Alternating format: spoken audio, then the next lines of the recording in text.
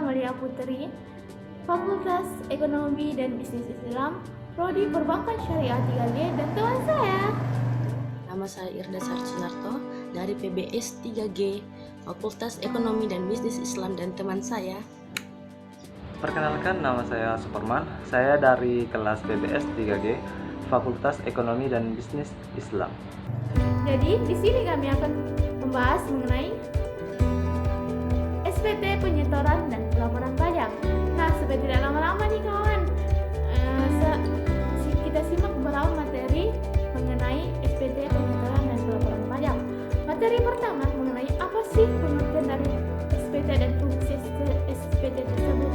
Nah, di sini saya akan membahas tentang pengertian dan fungsi SPT tersebut.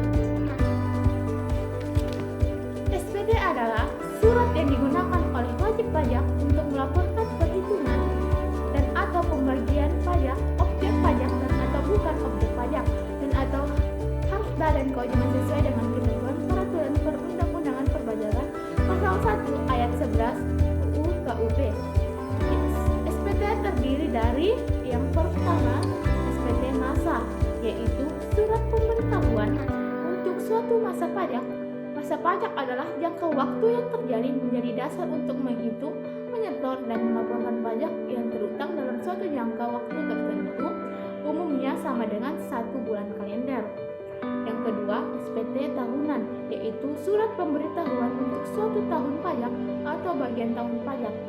Yang pertama, tahun pajak adalah jangka waktu 1 kalender.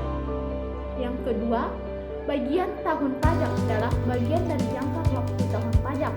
Pajak terutang adalah pajak yang harus dibayar suatu saat dalam masa pajak, dalam tahun pajak, atau dalam bagian tahun pajak sesuai dengan ketentuan peraturan perundang-undangan perpajakan. Nah, di sini kita sudah mengetahui pengertian dari SPT tersebut. Tentunya kita harus tahu dong apa fungsi SPT tersebut. Fungsi SPT tersebut terbagi menjadi 4. Yang pertama, bagi wajib pajak, berfungsi sebagai sarana untuk melaporkan pertanggungjawaban atas perhitungan jumlah pajak yang sebenarnya terhutang, yaitu yang pertama pembayaran atau pelunasan pajak, yang kedua penghasilan, yang ketiga harta dan kewajiban, yang keempat pembayaran dari pemotongan atau pungutan pajak orang pribadi atau badan lain dalam suatu masa pajak sesuai dengan ketentuan peraturan perundang-undangan pajak. Yang kedua, bagi pengusaha kena pajak atau bisa disebut PKP, berfungsi sebagai sarana untuk melaporkan dan mempertanggungjawabkan perhitungan jumlah pajak pertambahan nilai atau PPN dan pajak penjumlahan atas barang mewah PPNBM yang sebenarnya terhutang, yaitu yang pertama, pengkreditan pajak masukan PM terhadap pajak keluaran atau PK. Yang kedua, pembayaran atau pelunasan pajak yang telah dilaksanakan sendiri oleh PKP dan atau melalui pungutan pihak lain dalam satu masa pajak sesuai dengan ketentuan peraturan perundang-undangan pajak. Yang ketiga, bagi pemotongan atau pemungutan pajak, berfungsi sebagai sarana untuk melaporkan dan mempertanggungjawabkan pajak yang dipotong atau dipungut dari pihak lain dan penyetorannya. Yang keempat, bagi petugas pajak, berfungsi sebagai sarana untuk menguji kepatuhan wajib pajak dalam rangka melaksanakan fungsi pengawasan. Nah teman-teman, gimana tadi penyampaian materi mengenai pengertian dan fungsi SPT tersebut? Nah, selanjutnya nih kita akan bahas tentang bentuk isi dokumen pelengkap SPT. Di sini akan dibahas oleh teman saya Irda Sarcinarto. Oke, pada video kali ini saya diberi kesempatan untuk membahas tentang bentuk isi dokumen pendukung SPT.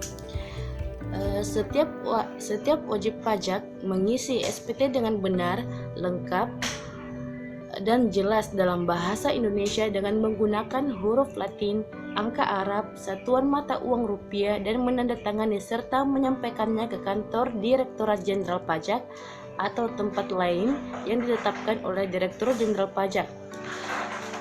Pada dasarnya, SPT dibagi menjadi 2, yaitu SPT tahunan dan SPT masa. SPT tahunan sendiri dibagi lagi menjadi dua, yaitu SPT tahunan PPh orang pribadi atau PO dan SPT tahunan PPh badan. Nah teman-teman, gimana tadi penyampaian materi mengenai bentuk isi dokumen dan pelengkap SPT?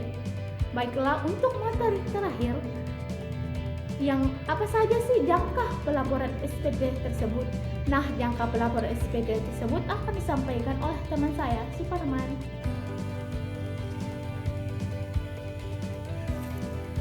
Baiklah, di sini saya akan sedikit menjelaskan tentang jangka pelaporan SPT. Jangka pelaporan SPT adalah cara melaporkan SPT tahunan bagi masyarakat yang memiliki penghasilan yang masuk dalam kriteria kena pajak. Jadi, jika semisal Anda sudah mendapatkan surat bukti potong pajak tahunan dari perusahaan atau pemberi kerja, maka segeralah untuk melaporkan surat pemberitahuan tersebut ke kantor pajak. Jadi perlu Anda ingat, pelaporan SPT tahunan pajak orang pribadi memiliki batas waktu setiap tahunnya. Bila tidak melaporkan hingga batas waktu tersebut, maka bersiap-siaplah Anda akan dikenakan denda oleh Ditjen Pajak. Nah, lantas kapan batas waktu pelaporan SPT tahunan pada tahun 2020 sekarang? Nah, sesuai aturan batas waktu pelaporan SPT tahun orang pribadi yaitu 3 bulan setelah tutup buku. Nah, sementara itu batas waktu pelaporan SPT tahunan PPh paling lama 4 bulan setelah akhir tahun atau lebih tepatnya 30 April setiap tahunnya.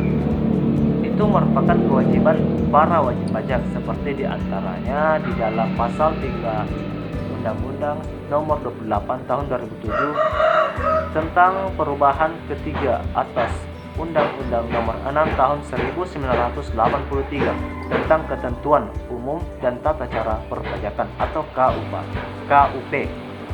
Jadi semua ketentuan yang tadi saya sebutkan itu diatur oleh Menteri Keuangan, yaitu nomor 101/PNK 0101/2016 tentang penyesuaian besaran penghasilan tidak kena pajak.